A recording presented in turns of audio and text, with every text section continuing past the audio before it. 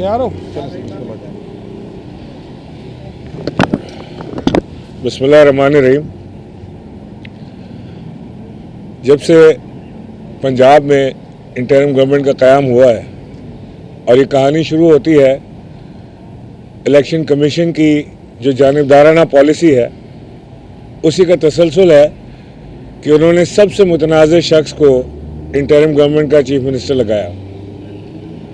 उसके बाद उसकी बरक़ात का अमल शुरू हुआ और पहले इमरान खान साहब को उनकी सिक्योरिटी कम की गई, ज़मान पार्क से पुलिस को हटाया गया और फिर उसके बाद रात को खान साहब को गिरफ़्तार करने का प्लान तैयार किया गया। लेकिन वहाँ पर तहरीक इंसाफ के कारकुन, MPAs, MNAs और तमाम लीडरान कराम रात को वहाँ पहुँचे और ये मंसूबा पाया तकमील तक नहीं पहुँच सका। फवाद चौधरी को देर रात या अलग सुबह उनके घर में घुसकर बग़ैर वारंट के उनको गिरफ़्तार किया गया और उसके बाद उनको इस्लामाबाद ले जाया गया।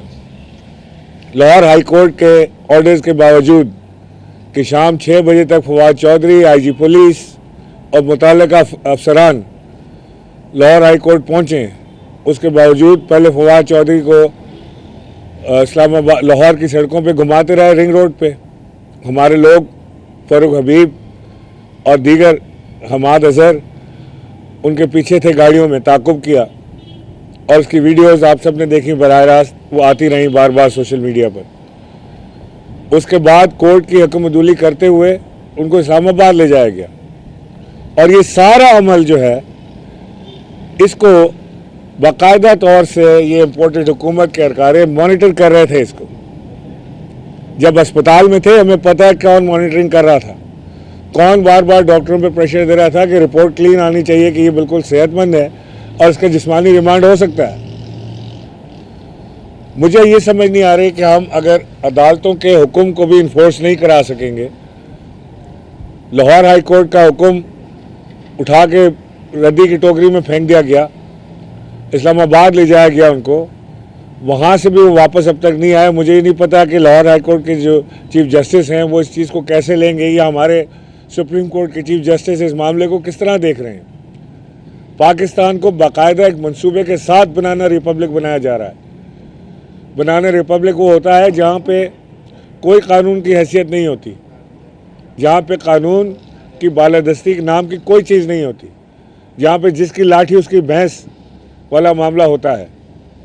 आज जो हुकूमत में बैठे हैं इन लोगों के पास ना तो अवामी मैंडेट है, ना ये पॉपुलर हैं, ना ये वोटिंग के लिए अवाम में जा सकते हैं और ना ये जाना चाहते हैं।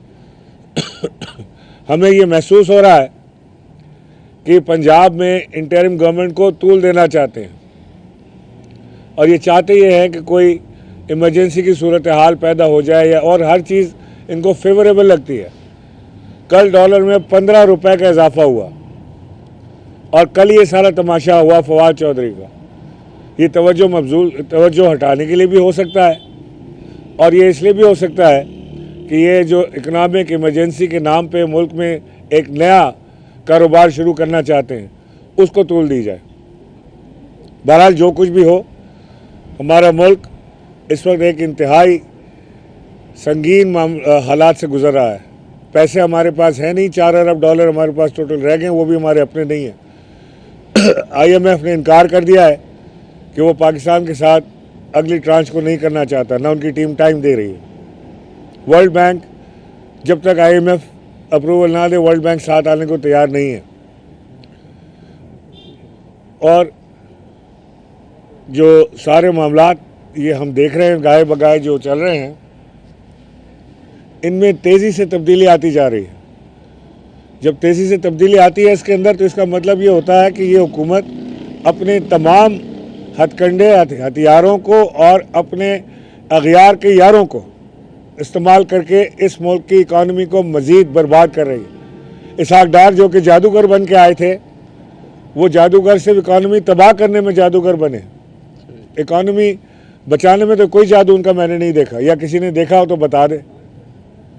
आज मिफ्ता इस्माइल ख़ुद तनकीद कर रहे हैं इसहाक डार की पॉलिसीज़ के ऊपर اور یہاں پہ حکومت مصروف ہے کہ کسی طرح عمران خان کو اٹھا کے جیل ڈال دیا جائے. عمران خان کو جیل ڈالنا آسان نہیں ہے. عمران خان کو جیل ڈالنا مشکل ہی نہیں، ناممکن ہے. یہ اگر عمران خان کو ہاتھ لگائیں گے، عمران خان کو یہ جیل ڈالیں گے، عمران خان کو پابند سلاسل کریں گے تو یہ بھی نہیں بچیں گے. اگر یہ زمان پارک کی طرف آئیں گے تو پھر بلاول ہاؤس بھی دور نہیں ہے، اور وہاں سے لاہور میں ماڈل ٹاؤن بھی دور نہیں ہے. اور جہاں تک جانا چاہتے ہیں ہم جانے کے لیے تیار ہیں. جتنوں کو جیل ڈالنا چاہتے ہیں ہم جیل ڈالنے کے لیے تیار ہیں. لیکن ہم ڈرنے والے نہیں ہیں. اگر یہ ہمیں اس ڈنڈے سے ڈرا رہے ہیں جو ان کا نہیں ہے، تو ہم نہ اس ڈنڈے سے ڈرتے ہیں نہ ان کے ہتھ کنڈوں سے ڈرتے ہیں. ہمیں تو جواب چاہیے کہ کیا ایک جمہوری ملک میں الیکشن مانگنا اتنا بڑا جرم ہے کہ آپ اس پارٹی کے لوگوں کو ہراس کریں، آپ لوگوں کو تھانوں میں لے جا کر برہنہ کریں، آپ ان کی ویڈیو بنائیں، ان کی بیگمات کے ساتھ ان کی ویڈیو بنائیں، ان کی فیملی کے ساتھ ان کی ویڈیو بنائیں، اس کو سوشل میڈیا میں وائرل کر دیں. کیا یہ ہم پاکستان قائد اعظم نے ہمارے لیے بنانے کے خواب دیکھے تھے؟ کیا علامہ اقبال نے جو خواب دیکھا تھا وہ یہ خواب دیکھا تھا اس پاکستان کا؟ ہرگز نہیں. انہوں نے ایک ایسے پاکستان کا خواب دیکھا تھا جو سب کو مساوت تیار وہ کرے.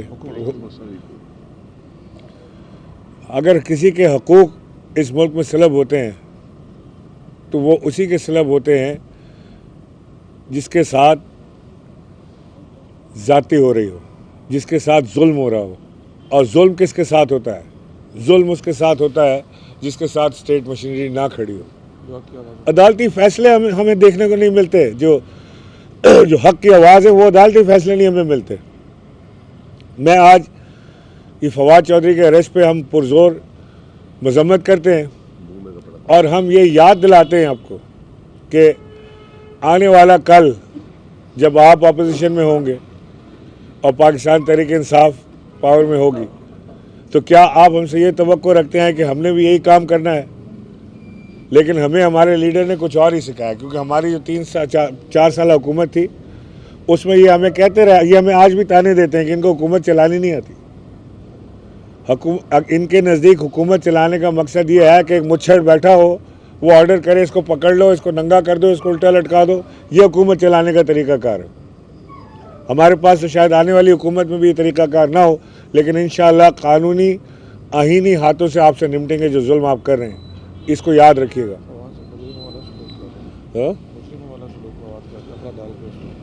فواد چودھری کا باڈی ریمانڈ کس لیے چاہیے؟ ریمانڈ ہوتا کس لیے ہے؟ ریمانڈ ہوتا ہے مجرم سے کوئی جرم اگلوانے کے لیے کہ اس سے جو چیزیں رہ گئی ہیں بتا دے. فواد چودھری نے تو کہنا تھا منہ پہ کہہ دیا، اس سے نکلوانا کیا ہے؟ ہر آدمی کو تھانے میں لے جا کے ٹارچر کیا جاتا ہے کہ تم یہ بیان دو کہ یہ تم نے عمران خان کے کہنے پہ کیا ہے.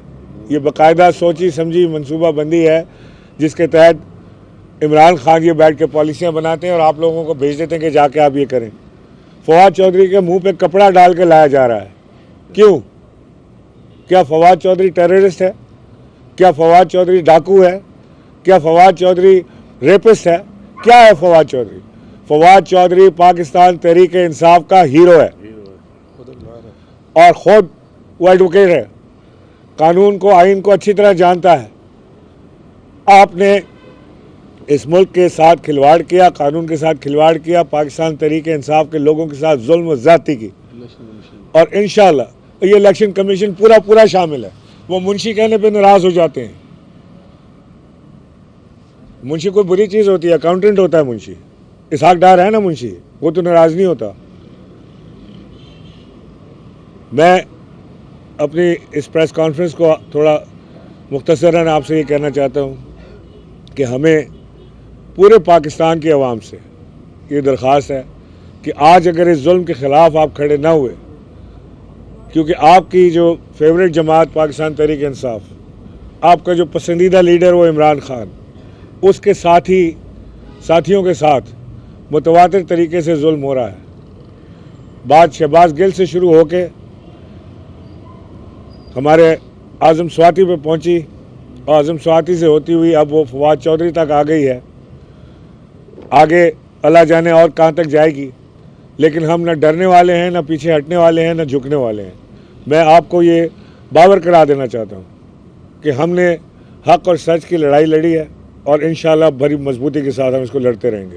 شکریہ۔ اچھا عمران بھائی صاحب، آپ نے جو بات کی ہے اس میں یہ کہا ہے کہ اگر دمان ٹاؤن کی طرف پیش قدمی ہوئی گرفتاری کے لیے تو آپ بلاول ہاؤس اور جو ہے وہ رائے ون کی طرف مارچ کریں گے، تو یہ کیا یہ دھمکی ہے یا کوئی آپ اس کو کیا نام دیں؟ دیکھیے، میں اس پر بھی کوئی آپ کے خلاف بھی کوئی کارروائی ہوئی تو پھر کیا ہوگا؟ میں مارچ کر کے کیا کروں گا؟ میں کیا مراد علی شاہ کو گرفتار کر لوں گا؟ میرے پاس تو طاقت نہیں ہے۔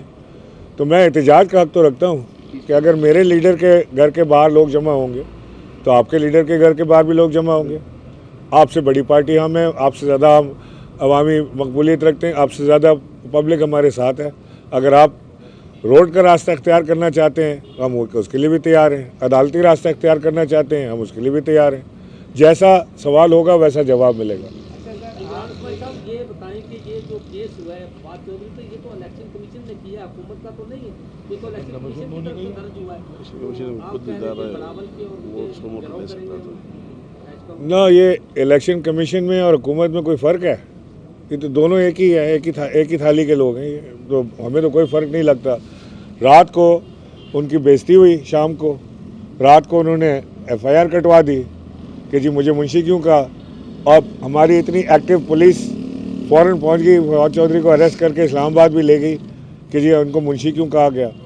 اپنی تاریخ کی نوعیت کا میرا خیال ہے پہلے ہی کیس ہوگا جس میں نہ کسی کو گالی دی گئی نہ کچھ کیا گیا، لیکن توہین سلطان ہو گئی ہے اس ملک میں۔ جیسے آپ نے فرمایا کہ ہم احتجاج کرنے کے ممکن تھے، کل ایک ٹویٹ آئی آپ کے صوبائی صدر کی کہ تمام کارکن الگ رہیں اور تیار ہو جائیں، کیا کسی احتجاج کرنے کا کوئی پلان ہے یا سندھ میں یا دوسرے شہروں میں کوئی ایسا فیصلہ کیا ہے آپ نے؟